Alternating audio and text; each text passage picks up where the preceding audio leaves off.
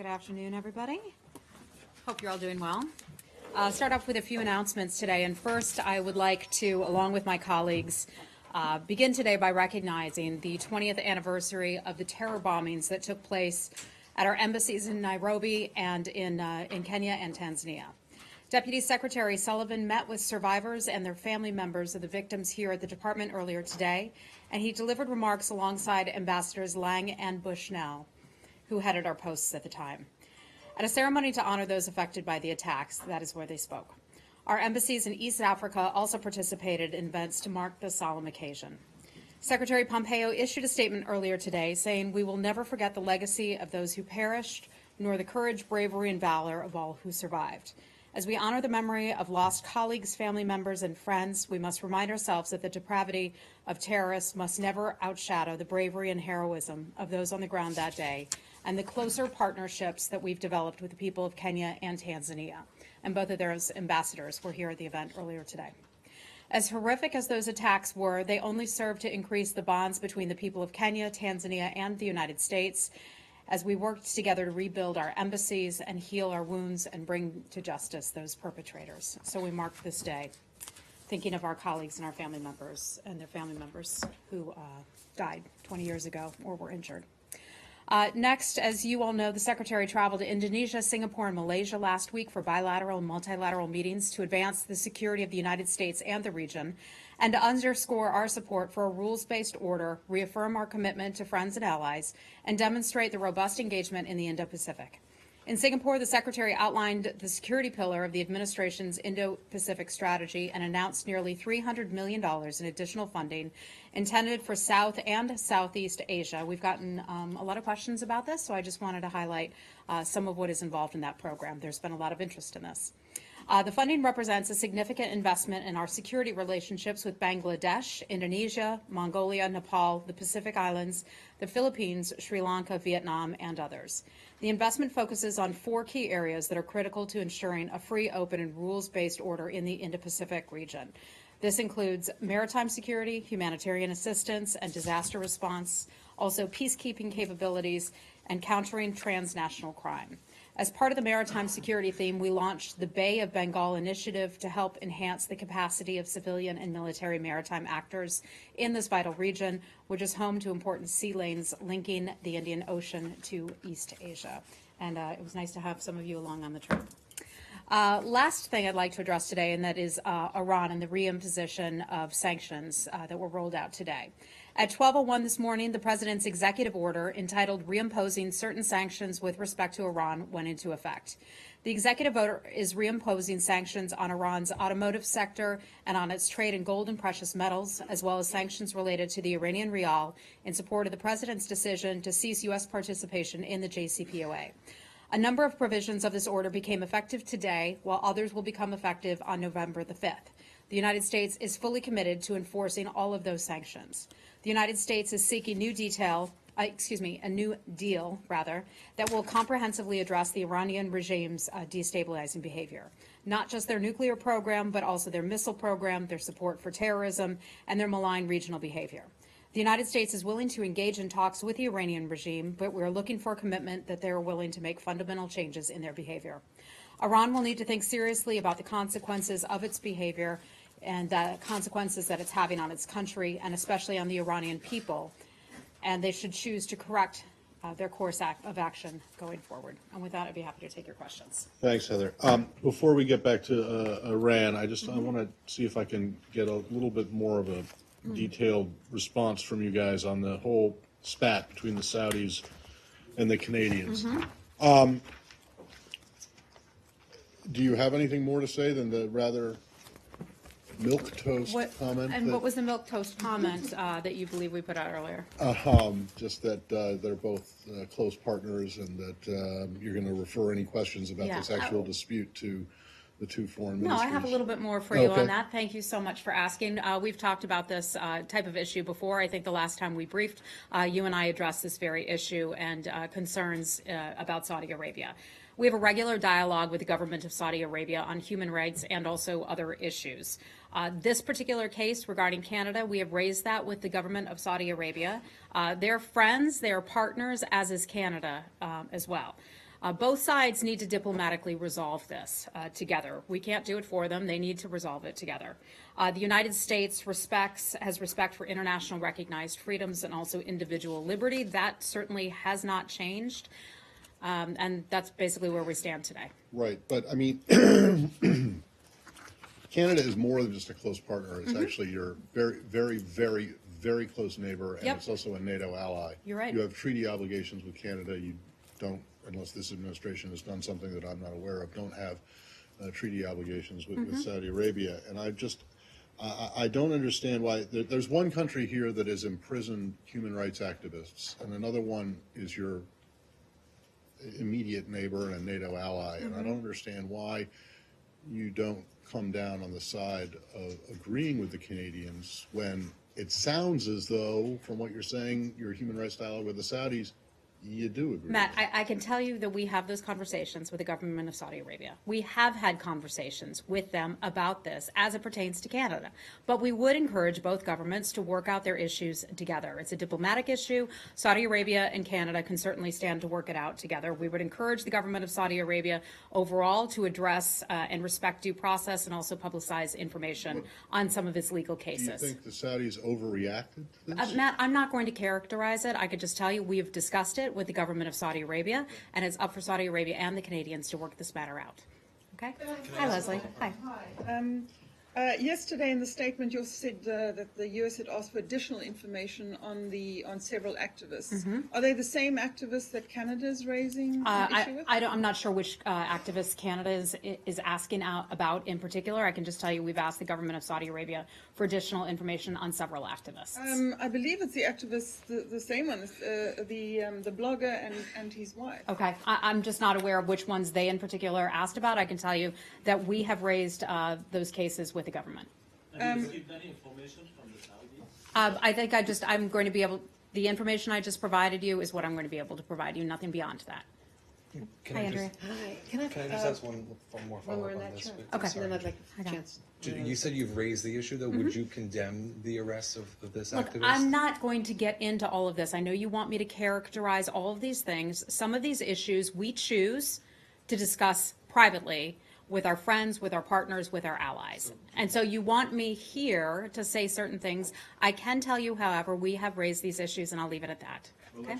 there was a Saudi general who's been quoted saying that what the Canadian call that upset them so much is evidence of Canada's support for international terrorism. Do you believe that? I'm not going to comment on what this general allegedly said about someone. I don't have any information on that. I'm not going to comment on that.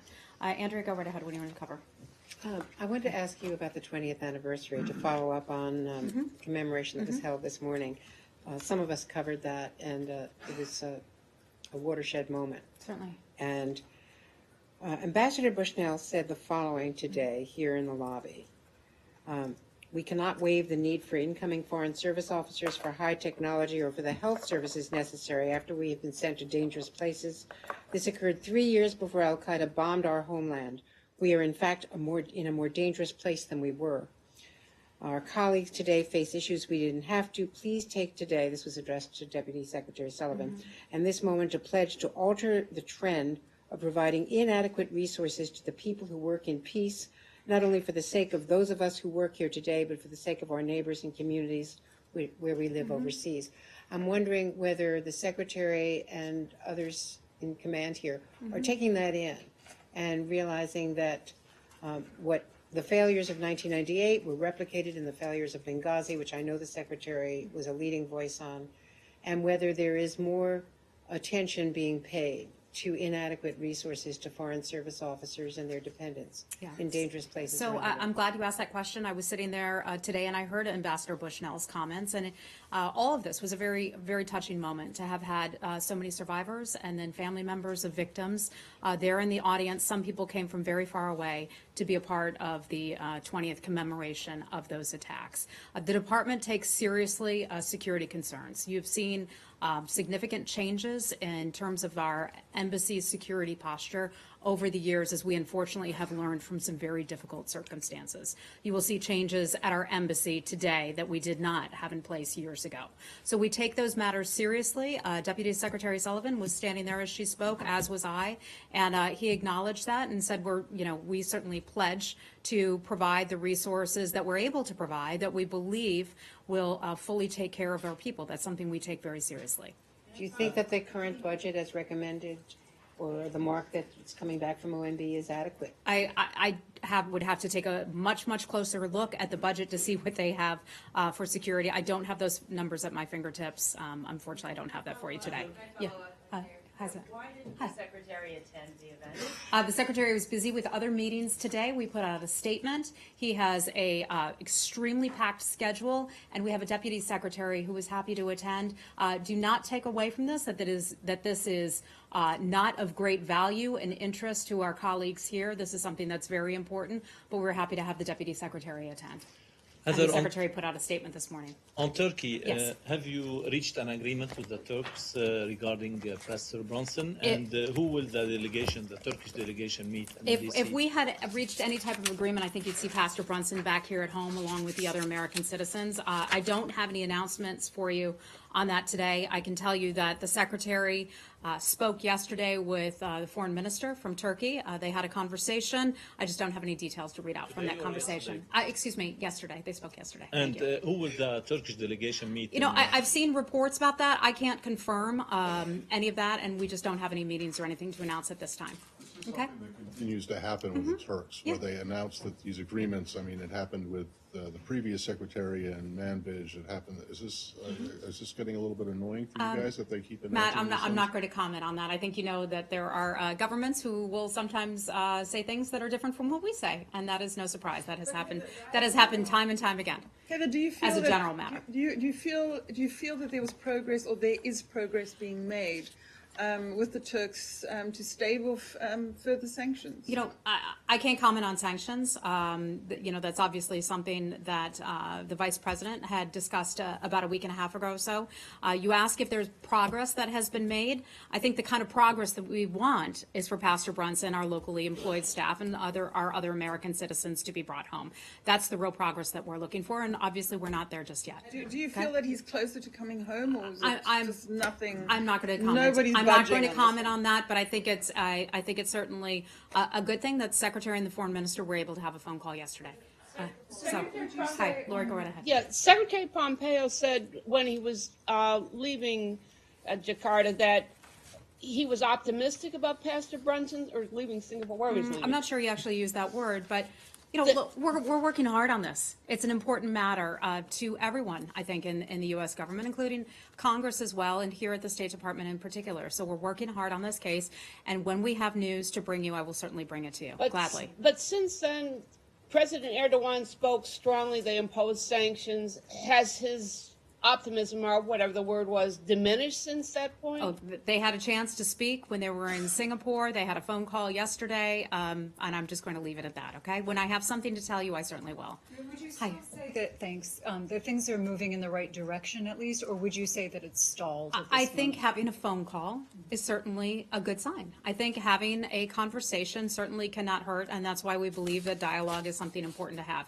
I don't have anything more for you on Pastor Brunson or the other American citizens, any updates on their cases. I would be more than happy to tell you when we do, okay? Move on to North Korea quickly. Wait, hold on. This is the call me maybe diplomacy. The what? Call me maybe diplomacy we're talking about.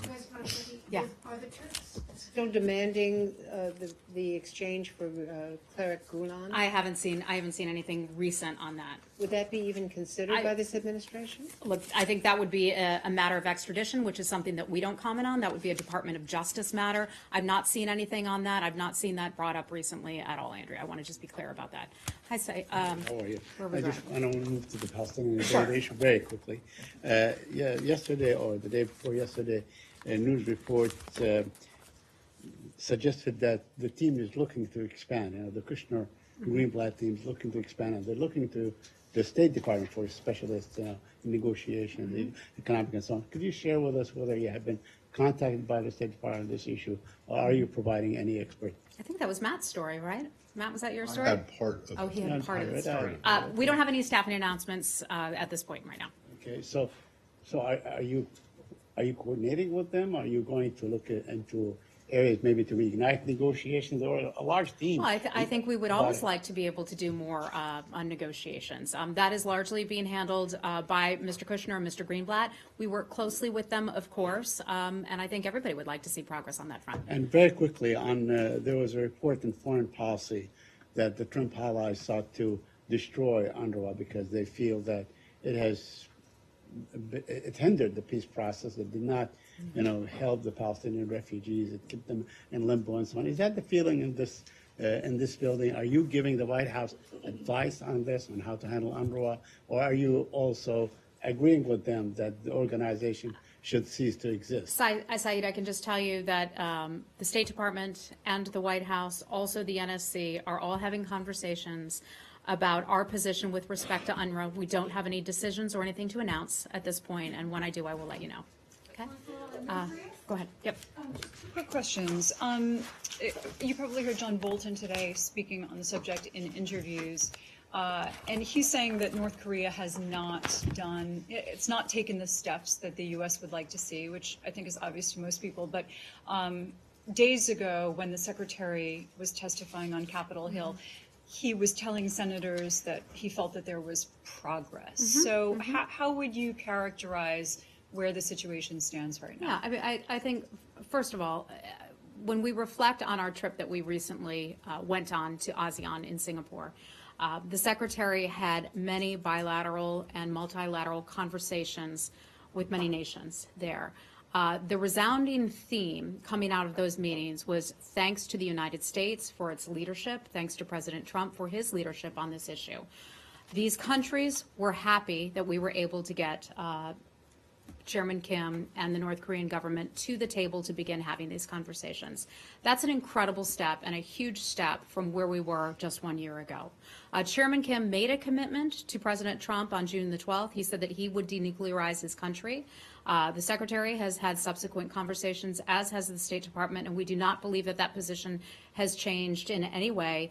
We've been working very hard since that time to develop the process by which denuclearization can be achieved. The Secretary spoke about this just on Sunday and said the process of achieving denuclearization is one that we have all known would take some time. The world is united in seeing this achieved, so it will certainly take some time. Well, although right after the summit, it was the president himself who said that denuclearization would start to happen immediately.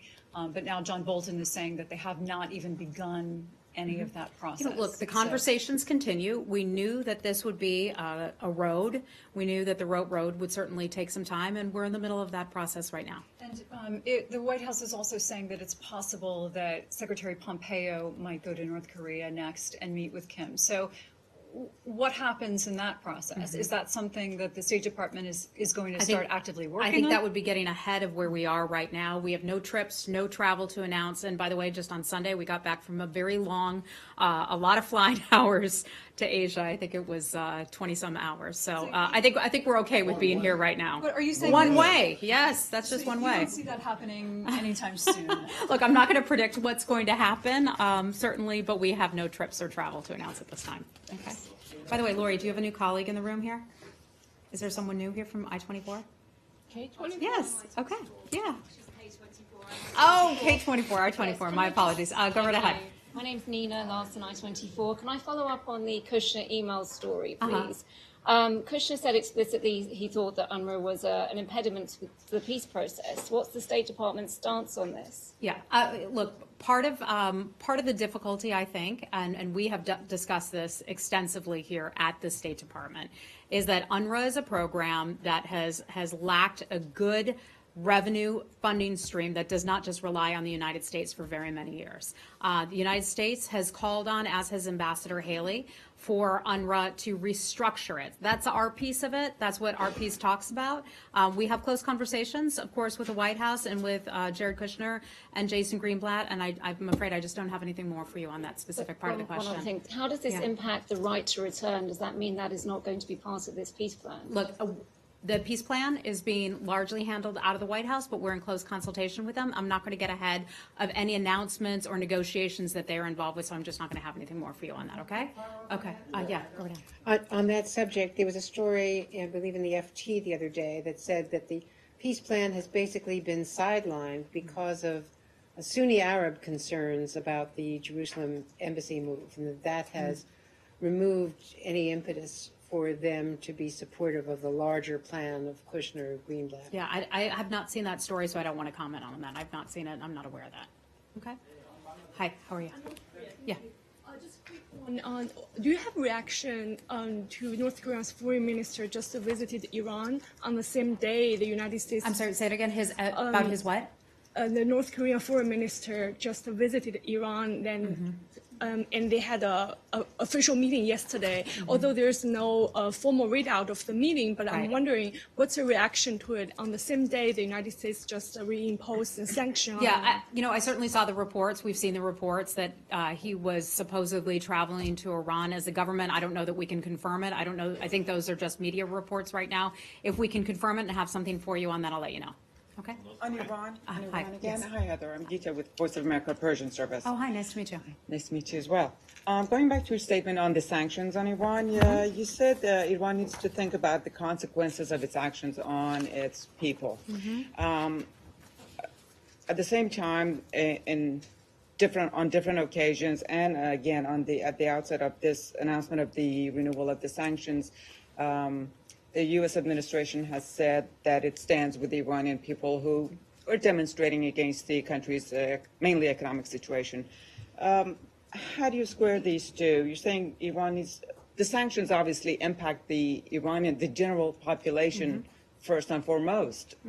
So how does the U.S. want to stand? I would say let's keep the focus on where it belongs, and that is the Iranian regime. The reason people there are frustrated and have been increasingly frustrated over the years is because Iran has chosen to spend the money and resources and the hard work efforts of its own people on destabilizing destabilizing the region. They spend it on foreign adventurism. They spend it on attacks in other countries, going into Syria, going into Iraq, you name it. That is all well documented and very well known, and they're not giving the benefits of the labor back to their own people. And so I think people choosing to protest or expressing their concerns about the government. We'd like to see a change in the behavior of the Iranian regime. We're not ashamed to say that. We'd like to see a change in their behavior where they take care of their own people, they stop their human rights abuses, and they spend their money on their own people, not the foreign adventurism and not terrorism around the globe. How does the administration intend to support the Iranian people? Well, I think one of the ways that we can do it is by giving voice to their concerns and by highlighting concerns that we have about the Iranian regime, and we are doing just that. Secretary Pompeo has spoken extensively about this issue, and by supporting the Iranian people, letting them know that we stand with you. Behavior.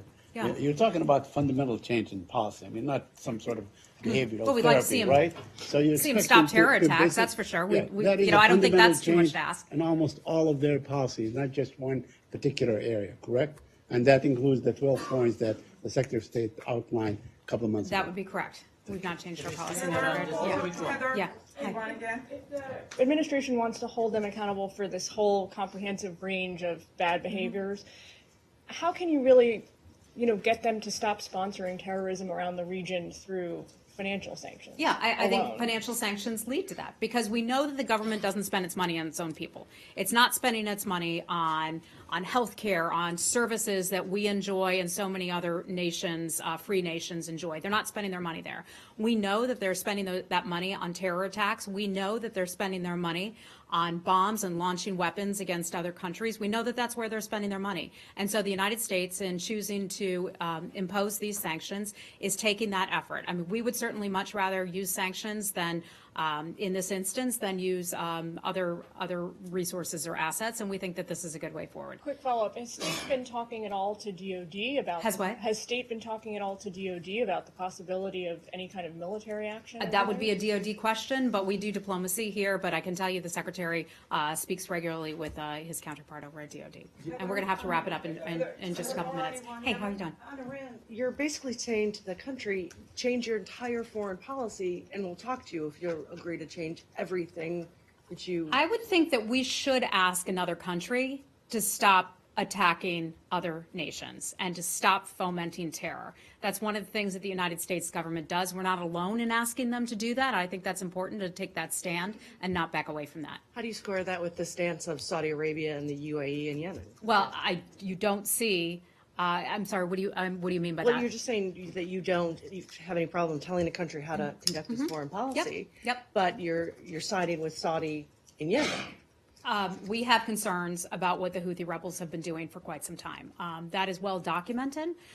They have been terrible and conducted many attacks against their own against the people of Yemen. We've seen what has happened at the port there, the Hudaydah port, and the inability to have a good free flow of goods coming in. And Saudi Arabia certainly has a right to try to take out some of those bad actors. That's something that they have a right to do, and we support that. Okay, and I'm going to have to wrap it up. So, final question. Hi, ma'am. What is your name? My name is Sylvie Lantôme from AFP. Okay, welcome. Thank you. A lot of new faces here. There is another anniversary today. 10 years ago, Russia invaded some parts of Georgia, and I wanted to know if you have a comment on that. Yeah, I believe that the NSC put out a statement on that very anniversary today, or the White House did. Our position on the Russian-occupied Georgia regions of Abkhazia and also South Ossetia is unwavering. That remains unwavering today. The regions are part of Georgia. They are not part of Russia, and the United States continues to support Georgia's sovereignty, its independence, and also its territorial integrity within the internationally recognized borders. This is a policy that has not changed. I'm glad you asked about it because it gives us the opportunity to state this once again, that the United States urges Russia to withdraw its forces to the pre-invasion war positions per the 2008 ceasefire agreement. And if I can follow up, would the U.S. support Georgia to join NATO? Well, that's something that NATO took a decision about that at the Bucharest summit, I believe it was back in 2008, that Georgia will become a member of NATO. I know there's certain things that have to be done. I don't have any additional details on that, but my understanding is that is in train right now. Did this come up in Helsinki? Did the president raise this issue with Vladimir Putin? I'm not sure. I can't speak to that. I'd have to refer you to the White House on that. Heather, do you have anything on a critically ill political prisoner in Bahrain named Hussein Mushin? I do not, but I can certainly look into Can that you? and see if I Thank can you. get that for you. Okay, everybody, thanks a lot. We'll see you real soon.